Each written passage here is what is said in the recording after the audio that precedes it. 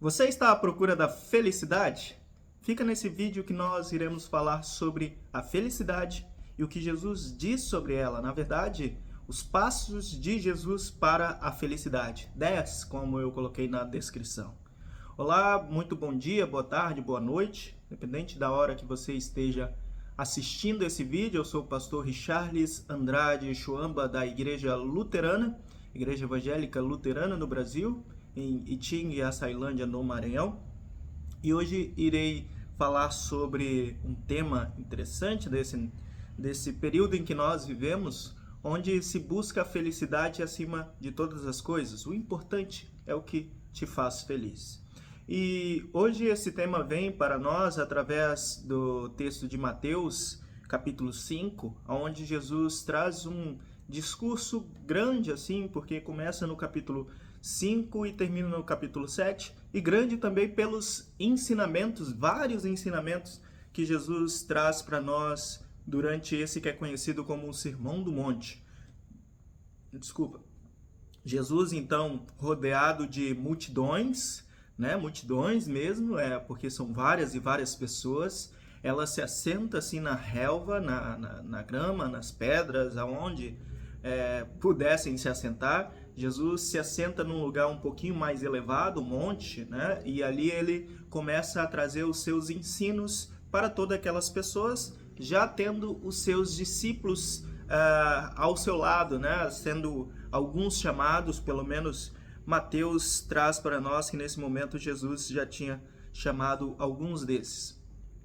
Enfim, então aqui nós temos então alguns ensinos interessantes, como os ensinos das bem-aventuranças, que não é algo novo, porque o Antigo Testamento já traz as bem-aventuranças, bem-aventurados são. Então Jesus utiliza esse recurso das bem-aventuranças para assim trazer ensinos a um povo que ele conhecia, né? Jesus conhecia muito bem, ele esteve desde o início do seu ministério, aqui é o início do ministério, mas é o primeiro sermão sendo pregado assim de maneira mais ampla por Jesus, registrado por Mateus, pelo evangelista Mateus, mas ele conhece bem o seu público porque ele era um deles, né? Jesus é verdadeiro homem e também Jesus é verdadeiro Deus, conhece o coração e tudo aquilo que nós passamos. Ele olha para o seu público e traz esses ensinos das bem-aventuranças. A grande pergunta é o que Jesus está trazendo para nós nos dias de hoje, quase 2000 anos atrás, e o que Jesus trouxe com essas palavras para o seu contexto. E se é a mesma coisa, é o mesmo ensino, tem coisas diferentes aqui, por isso a gente tem que olhar também para o contexto. Mas por que eu falei de felicidade se o texto aqui fala das bem-aventuranças? Porque na verdade felicidade é um termo que algumas traduções, como a NTLH, nova tradução da linguagem de hoje, faz essa escolha de palavras ao invés de traduzir o termo grego por bem-aventurado, traduz o termo para feliz. Feliz é aquele, né? Então, felizes são os, né? Então, nesses 10 termos que aparecem aqui, ou aliás, são 9 termos, mas que apontam para 10 coisas que trazem essa bem-aventurança ou essa felicidade. Essa tradução opta pela palavra felicidade ao invés de bem-aventurança. A discussão aqui para nós é se é a mesma coisa, se muda algo, isso também nós vamos tentar falar rapidamente. Só explicando, esse tipo de vídeo aqui é uma tentativa de trazer um pouquinho do que são os textos ao longo da semana do calendário litúrgico. A Igreja Luterana utiliza um calendário que começa de novembro, final de novembro, início de dezembro, que vai até o final de novembro do ano seguinte, onde tem todo um plano de leituras já programadas que trazem a cada ano um evangelho diferente e vem trazendo o caminho de Jesus, aliás, o caminho de Deus para a salvação. E é claro, Jesus é o ponto principal dentro dessas leituras. Então, se a gente começa a acompanhar essas leituras desde início de dezembro, a gente vai ver ali a promessa sobre o Filho, né? Maria, depois João Batista, o batismo, o nascimento, né? O batismo de Jesus. E agora, nesse período que nós estamos, que é a Epifania, nós vemos manifestações desse poder de Jesus, ou de quem Jesus é, e agora a manifestação da sabedoria de Jesus, o ensinamento de Jesus que nos prepara para a Quaresma, para a Páscoa, aquilo que nós teremos aí daqui uns 20 dias começando. Pois bem, esse ensino de Jesus, ele vem num contexto muito importante, em que o povo judeu, ele não tinha domínio sobre as próprias terras, mas os romanos é quem dominava aquele local. Então tem um grande burbúrio, tem uma grande esperança de que algum salvador, de que alguém, um rei, né, seria assim capaz de fazer com que o povo conquistasse novamente as próprias terras. Se a gente volta ao passado, nós podemos lembrar que lá atrás, no tempo de Salomão, no tempo de Davi, grandes reis, todo aquele território era dominado por um rei só.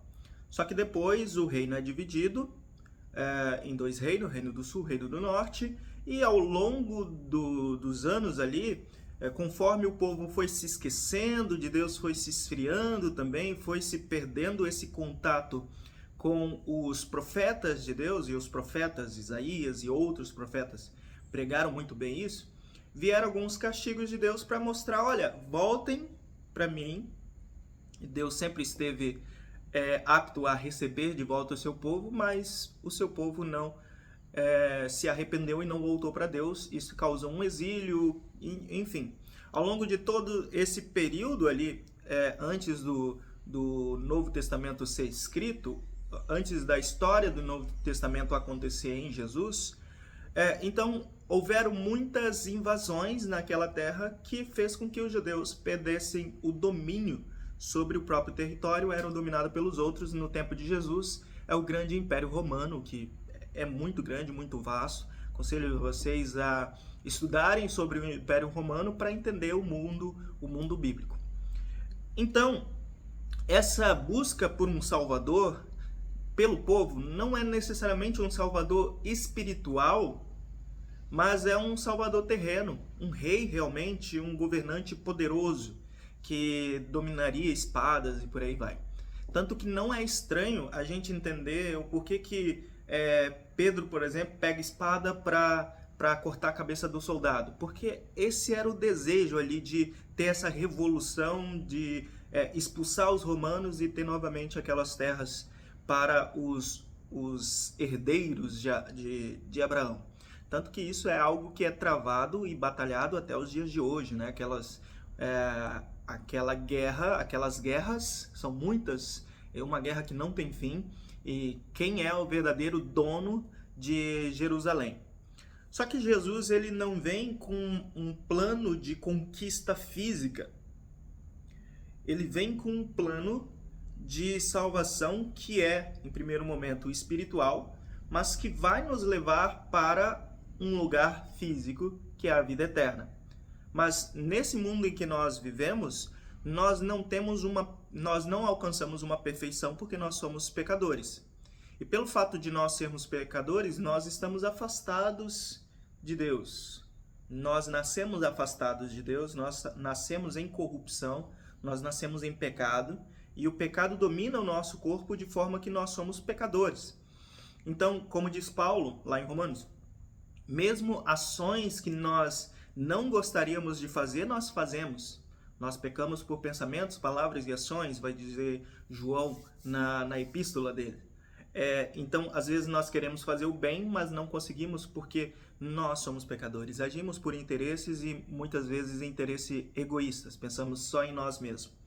Jesus nos chama ao arrependimento. Essa é a primeira pregação de Jesus. E nesse contexto aqui, Jesus olha para o seu povo que queria uma reconquista das terras e começa a pregar, começa a ensinar.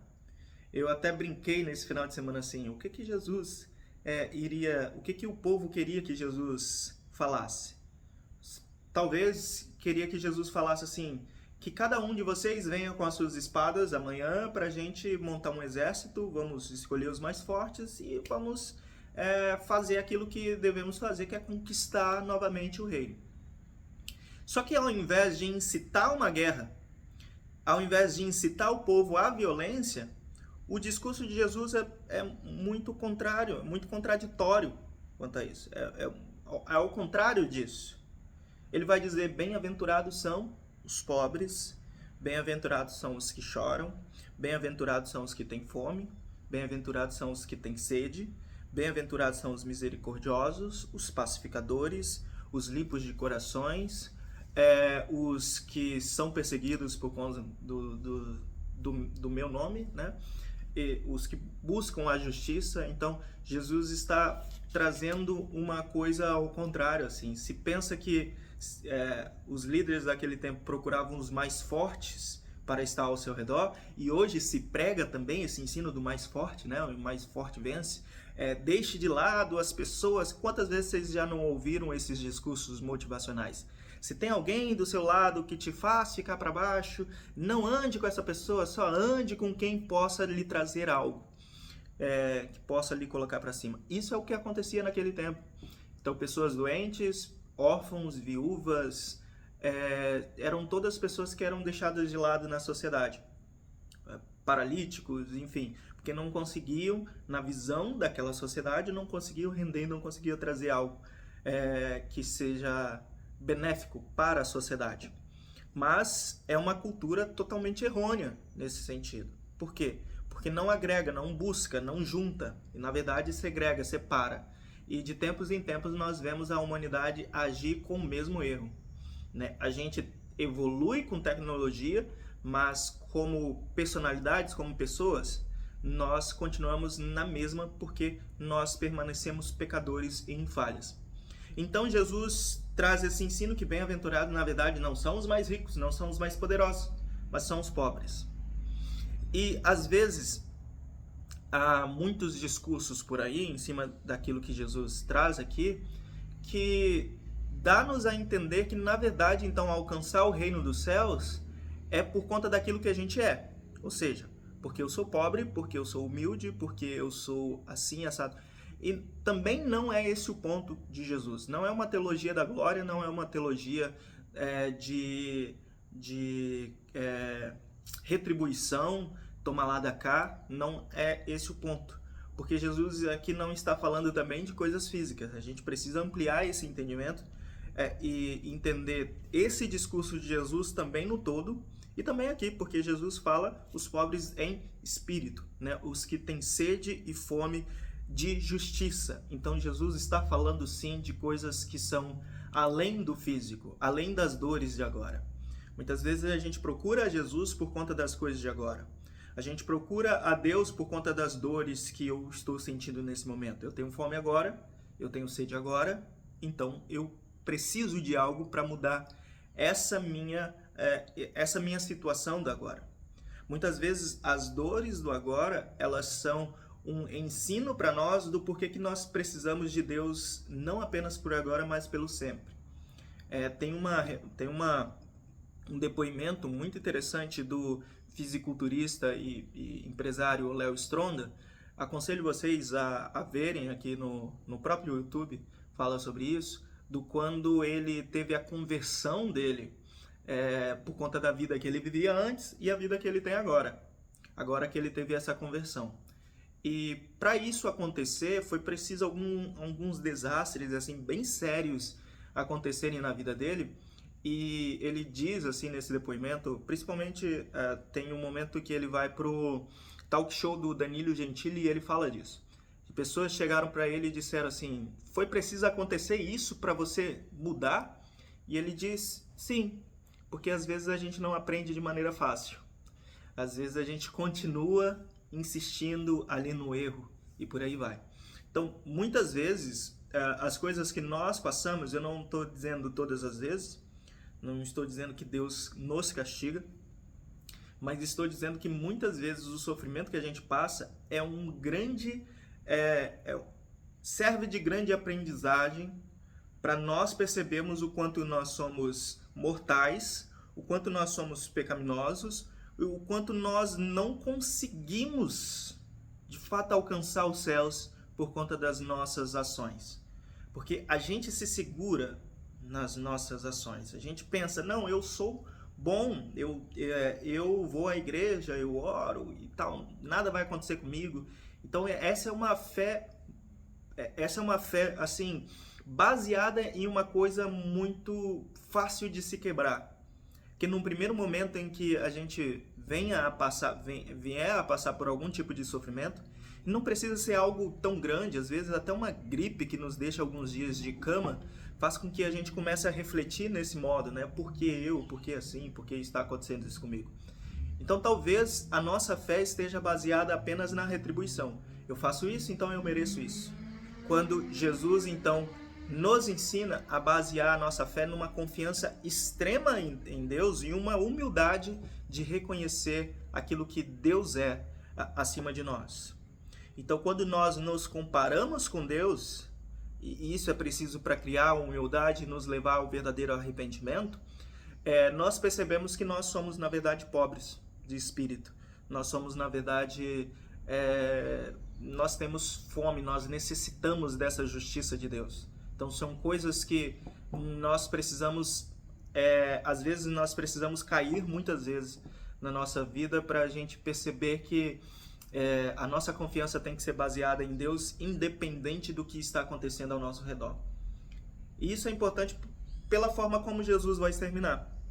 Mesmo que você esteja sendo perseguido por conta do meu nome, então bem-aventurado é você que está continuando, perseverando, né, seguindo firme até o fim nessa caminhada e nessa confiança extrema em mim, né? Esse é um ponto de Jesus.